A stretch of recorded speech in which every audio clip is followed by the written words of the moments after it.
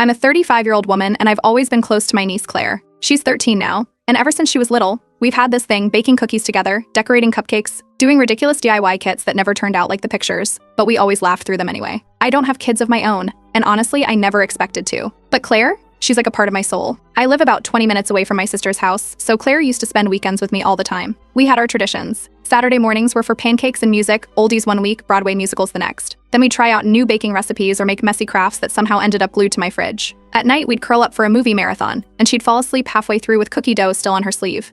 Everything started to shift this summer, and not in a slow fade sort of way, more like a snap. Our parents hosted a barbecue in July, one of those extended family things with lawn chairs and too much potato salad. Claire was running around with her cousins, and I was sitting next to my sister Stephanie, just chatting. I brought up this idea I'd been planning for a while, a baking-themed hangout for Claire's upcoming 14th birthday. Something chill, not a big party, just Claire, her close friends, and some fun in the kitchen with frosting flying everywhere. I pictured her calling the shots, running her own cupcake challenge, just like the ones we used to do when she was younger. Stephanie looked at me like I had 3 heads. She laughed, waved me off, and said Claire was too old for that now. Said they already had plans with family. Then she looked me dead in the eye and said, "You're just the aunt. Let the parents handle this." No one else seemed to hear her. They just kept munching on chips or chasing toddlers. I didn't say anything back. What was there to say? She'd never exactly loved how close Claire and I were, but this felt different, deliberate. After that, I started getting left out of group messages. Normally, the family texts would include me details about birthday plans, school events, casual get-togethers. Suddenly, I was hearing about things secondhand. When I asked if something was wrong, Stephanie just said Claire was maturing and I needed to let go of the old dynamic. She actually told me I was trying too hard to be relevant. One night, a few days later, I got a message from Claire. She just said, "Hey, are we still doing our baking day soon?" I stared at the screen for a while. Part of me didn't know what to say. I didn't want to put her in the middle, didn't want to make things harder for her at home. But I also knew I wasn't doing anything wrong. Claire wanted to spend time with me. She missed our thing. That mattered. So I decided I wasn't going to ask permission anymore. I wasn't planning a birthday party. I wasn't doing anything in secret. I was just making a space for my niece to feel like herself. I booked a local community kitchen space, small, clean, tucked away inside a neighborhood center. I dipped into some extra savings I had from my last work bonus. I kept the invite list tight, just Claire, a few of her closest friends, and 2 of our younger cousins who always came to my baking nights. I called it All the Things We Love. Each baking station had its own apron, custom designed with little cupcakes and the girls' names embroidered across the front. I prepped decorating kits with different types of sprinkles and frosting tips. I made a playlist of Claire's favorite songs, the ones she used to sing at the top of her lungs in my kitchen when she thought no one was listening. I didn't tell Stephanie. I knew she'd blow up. But this wasn't a competition. Her official birthday gathering was the day after. This wasn't about stealing the spotlight. It was about making sure Claire didn't feel like her options were either a stiff, formal dinner or nothing at all. She was turning 14. That weird, in-between age where everyone expects you to grow up too fast but still treats you like a kid when it's convenient. I just wanted her to have a few hours where she could be herself, no pressure, no speeches, no matching outfits. I printed the invitations myself and planned to hand one to Claire at her piano recital. That's when everything really kicked off. But even before the drama started, even before Stephanie found out and made it messy, I knew one thing for sure. I wasn't going to disappear from Claire's life just because someone else felt threatened by how much she loved me. I gave Claire the envelope after her piano recital. The performance had gone well, and everyone was standing around chatting, taking pictures, and handing her flowers. I waited until she had a quiet moment, then passed it to her with a small smile. She opened it right there, light blue paper, some glittery cupcake stickers, and the words Claire Me, a baking bash across the top. She read it, then looked up grinning. The first thing she asked was if she could bring Emma, her best friend from school. I told her, of course. She hugged me and tucked it carefully into her music folder like it was something important. Stephanie arrived a few minutes later. She was late, still in work clothes, holding her phone in one hand and her car keys in the other. She didn't say anything to me, but she glanced over at Claire, then back at me. Nothing dramatic, just a sharp pause in the air between us. Then she turned to greet someone else. The next morning, my phone rang before 9. It was Stephanie. She'd found the invitation. From the sound of her voice, she already had the version of the story she wanted. I explained that it wasn't a birthday party, that Claire and I had been planning to bake together for months. The word party wasn't even on the invite. It was just a baking afternoon. Claire, a few close friends, some cousins. Nothing big. That didn't land. She said I was pulling focus, that I wasn't the parent, that I needed to stop pretending I was more important than I was. Then she ended the call. A few hours later, I got a message from Claire. Just a short text from her iPad, "I'm grounded. Mom found out." She's mad about everything. I didn't respond right away. Not because I didn't want to, but because I didn't want Claire thinking she had to fight this alone. I just sent back, "Don't worry. We'll figure something out." That afternoon, my cousin April called. She asked if I'd heard what Stephanie had been saying. Apparently, Stephanie told a few people that I was trying to replace her and that I was crossing boundaries by getting too involved. April thought the whole thing was ridiculous. "You've always been part of Claire's life," she said. "This isn't new." I decided to tweak the theme a little, just in case. I changed the name on the invitations from Claire Me, a baking bash, to Aunt Niece Hangout Bash, and widened the invite list to include a few more family members.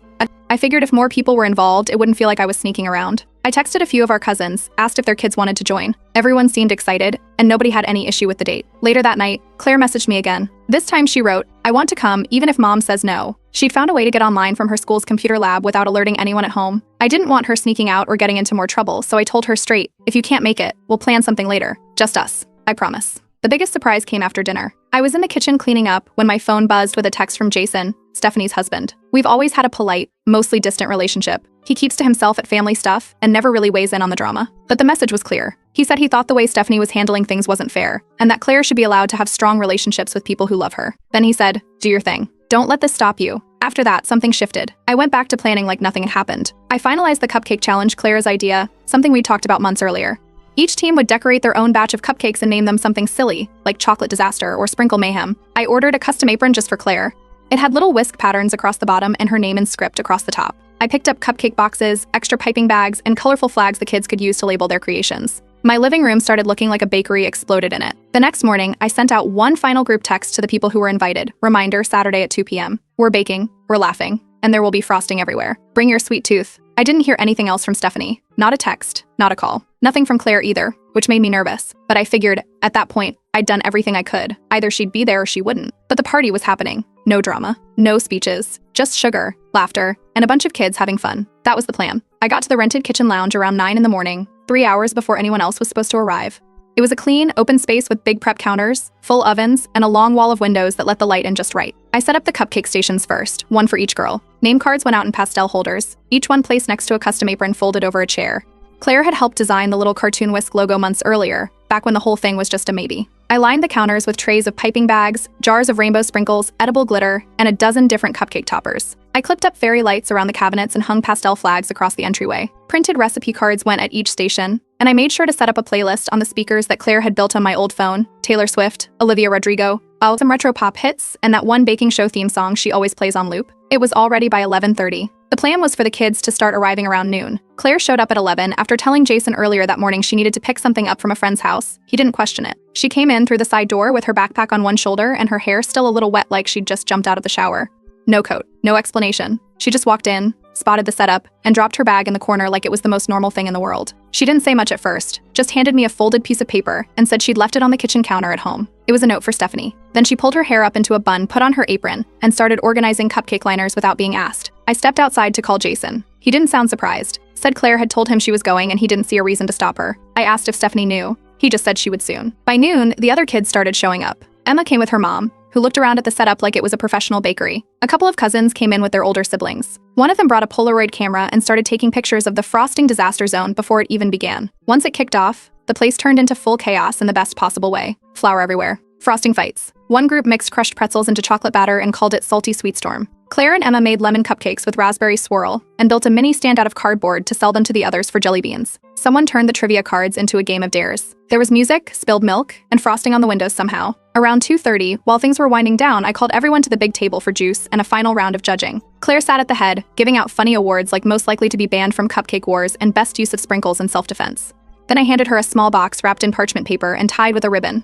Inside was a recipe book. It had a floral cover and the title Our Sweetest Moments embossed on the front. I'd filled it with pictures of our baking adventures over the years, some printed from old photo albums, some pulled from social media, some she didn't even know I had. I added little notes next to each photo, like the time she dropped a whole bowl of batter on the floor, and we still baked what was left, or the time we tried to make cinnamon rolls and forgot the cinnamon. She didn't say anything, just opened it slowly, flipped through a few pages, and hugged me without letting go for a full minute. A few of the kids took pictures of their cupcake creations and posted them online. One of the cousins tagged me. Another tagged Claire. It didn't take long. Around 6 p.m., Claire's phone, while her iPad, started lighting up with messages. I didn't see them, but I heard the vibration over and over. Then my phone buzzed. A few texts in a row. Stephanie had found out. She wasn't asking. She was demanding Claire come home. Claire ignored it. I told her she had to call. Not to argue, not to fight, just to talk. She went into the hallway and called. It didn't last long. When she came back, she just said, she's mad. But I told her I'm staying. I told her I'm allowed to care about more than one person. About an hour later, we heard a car honk outside the building. Twice. I looked out the window. Stephanie's car. She didn't get out. Just sat there for a minute, then drove away. Claire stayed over that night. I didn't push her to talk. I made grilled cheese and left her favorite blanket out on the couch. She watched a movie and fell asleep halfway through. The next day, Stephanie hosted her official birthday party. I wasn't invited. Claire didn't go. She just looked at me that morning and said, I already celebrated. This one felt real. Nobody said much in the family chat. Our parents tried to get Stephanie to talk. She stopped answering messages. Later that night, after Claire went to bed, I sat with the extra copy of the recipe book on my lap. I flipped through it again, page by page. This time, it didn't feel like I was just the aunt. It felt like I was someone who never walked away. The family group chat went silent. Usually there'd be at least one message a day, photos of someone's dog, weekend plans, birthday reminders. After Claire skipped Stephanie's party, nothing came through for 3 days. Not even a meme from Uncle Mike, which practically never happened. At brunch that weekend, I met up with our parents. They acted normal at first, then started skimming around the topic. My dad just said, things got tense before switching to the weather. I didn't push. I wasn't looking for an apology or a lecture. I just ate my pancakes and left early. The following Tuesday, I saw an email in my inbox with Claire's name. She had used her school account. It was just a short message, grounded, still not allowed to call. I miss you. That was it. Her phone was gone again. This wasn't the first time Stephanie had pulled this move, but it felt more serious now. Claire had been openly defiant at the baking party. I guess that didn't go over well back home. Jason messaged me once that week. Just a quick update. Claire was back to being quiet at home, not arguing. Just quiet. He didn't come out and say where he stood, but he mentioned that things had gotten complicated fast and he was just trying to keep the house calm. By Thursday, someone forwarded me a picture. Stephanie had thrown another birthday party. This one was at a fancy tea lounge downtown. Tiered trays, satin chair sashes, monogrammed cupcakes. I hadn't been invited. Neither had our parents, apparently. Just a handful of Stephanie's friends and their daughters. Claire was in the photo, white dress, hair done, sitting next to a big pink cake. But she didn't look like herself. She looked stiff, hands folded in her lap, smile too tight. That wasn't the Claire who baked lemon raspberry cupcakes with jelly beans as toppings. That wasn't the Claire who started sprinkle fights. That weekend, at a cousin's baby shower, someone pulled me aside. They didn't mean anything by it, just made a comment while passing the potato salad. Said Stephanie had told people I was getting too involved, that I was trying to act like Claire's second mom. I didn't respond, just kept eating. But the message was clear. Stephanie wasn't just keeping me out, she was rewriting the story. The next time Claire wrote to me, it was only 2 sentences. Mom's watching everything now. I'm not ignoring you. Her replies started taking longer. She didn't ask questions anymore, just gave short updates and emojis when she could. I didn't ask her to call. I didn't ask her to visit. I didn't ask anything. Instead, I put a small package in the mail. Inside was a simple bracelet, just silver, nothing flashy, with a tiny engraving on the inside, "You always have a place here." I didn't include a card. A week later, I got a letter in return. Claire had written it by hand, 1 page, neat cursive. She thanked me for the bracelet, said she kept it hidden in her backpack, said she missed baking, missed movie nights, missed laughing. She ended the note by writing, "I'm tired of pretending things are fine when they're not." That was all she said. No plan, no hint of what would come next. But the way she signed her name, with a little cupcake doodle beside it, told me everything I needed to know. When fall rolled in, school activities picked up. Claire got the lead in her middle school's fall musical, an updated version of Cinderella. She emailed me from her school account the same day she found out. The subject line just said, "I got it." And inside, "You always said I had a theater kid voice." I did it. I marked the performance dates on my calendar and didn't say anything to anyone else. I figured I'd just show up, sit quietly in the back, and support her like always. A week before the show, I got another message. Short. "Mom says you can't come. She says it'll cause a scene."